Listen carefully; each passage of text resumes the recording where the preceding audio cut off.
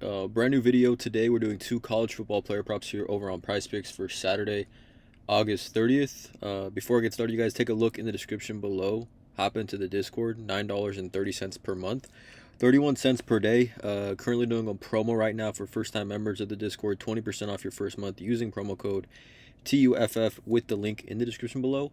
Again, if you are interested in joining the Discord, link is in the description. It's where I post all the plays that I'm making on PrizePicks. We have other capers in there as well. Overall, very, very positive community. Everyone in there just trying to help each other cash. But yeah, let's get into it, you guys. Obviously, college football is back. Probably my favorite sport to bet player props on. I just love the explosive offense. Again, drop a like on this video and hit the subscribe button. I am dropping content like this all the time. But yeah, let's get right into it. The first play I'm looking at here is going to be from this Clemson LSU game. I'm expecting this game to just be absolutely fireworks. This is the primetime game here over on ABC. We got a 57.5 point game total. Clemson's going to be 4.5 point home favorites here.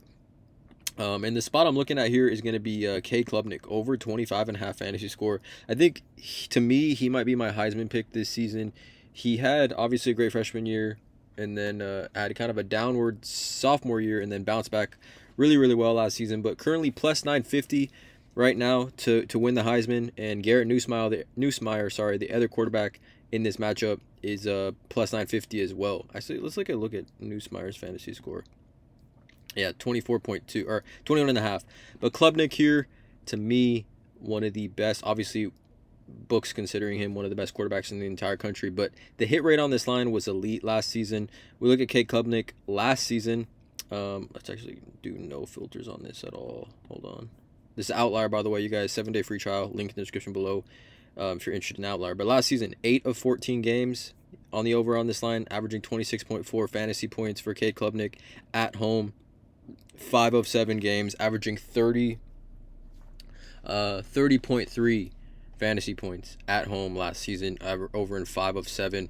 We obviously get a great game total in this one. We look at over on Outlier again in games. Cade Klubnik essentially when 58 points are scored, or let's do 57.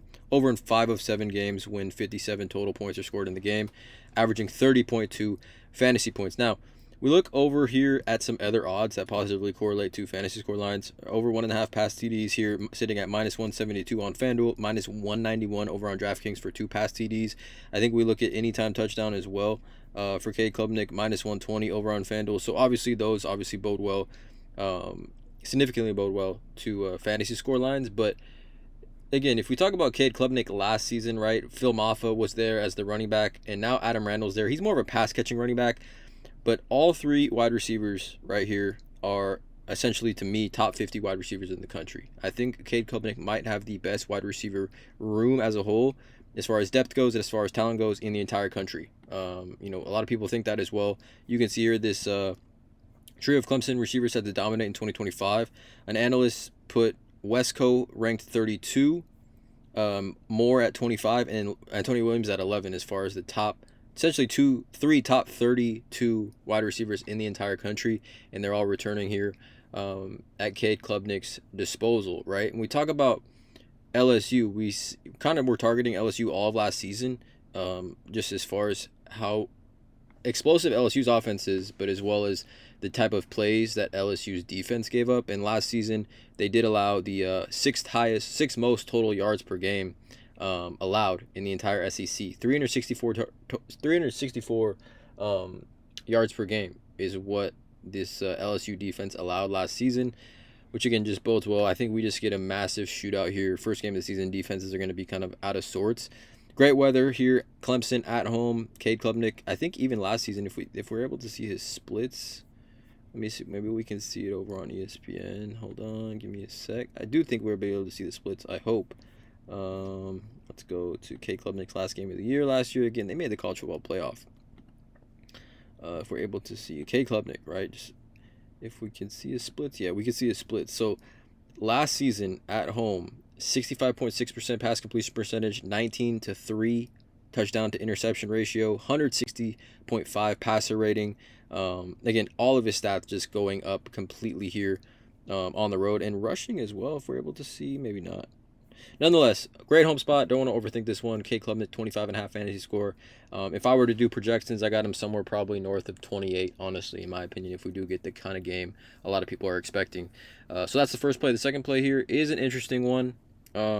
It's going to be Arizona running back Kedrick Reescano. Now, I think on the Thursday of this week, 2 days ago, I made a video for the Thursday night college football slate, and I took Chris Durr over 28.5 receiving yards. Very similar type of line, a player that didn't really start a ton of games last season, but obviously college football changes year to year. And Chris Durr, the line was at 28.5. He went for 190 receiving yards. I'm not expecting Kedrick Reescano, running back for Arizona, to have 190 rushing yards, but I think 45.5 is a little bit too low of a line here for him. Now, he has not been officially named the starter. It's going to be more of a committee.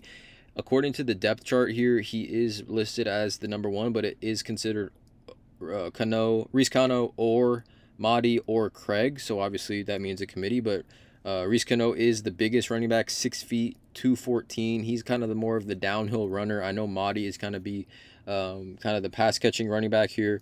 Again, you can it was a toss up, obviously, given this point in the season, which quarter running back is going to kind of see more touches. I think in this game they should both see a decent amount of touches, but with Reescano about 15 receiving yards less than Mahdi, I like him here in this one. But taking a look at this matchup here, we see, let's actually go to it. I think it's pretty decent spread in favor of Arizona. Again, I try to make these videos in one take here. Let's go. Arizona is now in the Big 12. Again, I do appreciate the patience here. Where is this game at? Arizona, Hawaii. Arizona 16.5 point home favorites here, 53.5 game total. Again, 16.5 point home favorites. There's going to be a ton of opportunity here for Arizona running backs to eat in this one and feast in this one. Actually, we look at Hawaii versus Stanford in that first game of the season, and Hawaii gave up 177 rushing yards to these running backs. 3 different running backs, more specifically, the running backs for Stanford. Micah Ford, 26 carries, 113 yards. Cedric Irvin, 10 carries for 46 yards, which is exactly kind of the game we would need from Reescano here. And then Cole Tapp, 4 catches for 26 yards. So, I mean, a 4+ yards per carry average from those 3 running backs for Stanford. We look at last season, Hawaii in the Mountain West essentially gave up 165.5, almost 166 rushing yards per game to opponents. But we kind of look at how Hawaii, when they traveled right out of the state of Hawaii, which is a far trip for those players that have been in Hawaii, all off season. Ashton Jainty, obviously a monster, 31 carries for 217. Again, teams change year to year. Eli Sanders, 17 carries for 121. Nakari Rogers, 15 carries for 83. And quarterback Devon Dampier, 17 carries for 101. So 305 total rushing yards for New Mexico. And then UNLV, we saw QB Malik Williams have 19 carries for 122. Jaden Thomas, 16 carries for 109. And Greg Burrell, 6 carries for 51. So, again, Hawaii defense, when they travel, especially their run defense, not really there. And a 16.5 point spread, I like Reescano to see at least 10 carries in this one.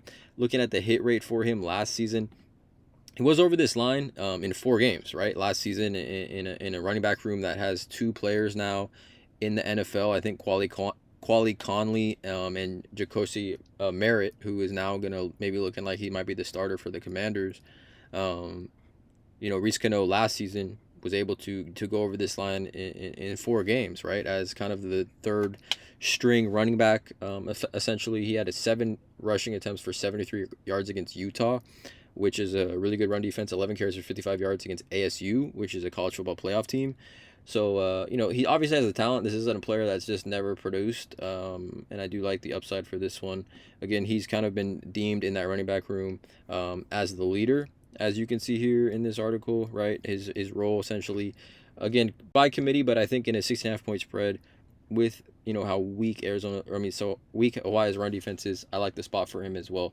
So 2 player props for this video, you guys. Klubnik, fantasy score over, Reescano over rushing yards. Please drop a like, you guys. Check out all the links in the description below. And as always, you guys have a great day.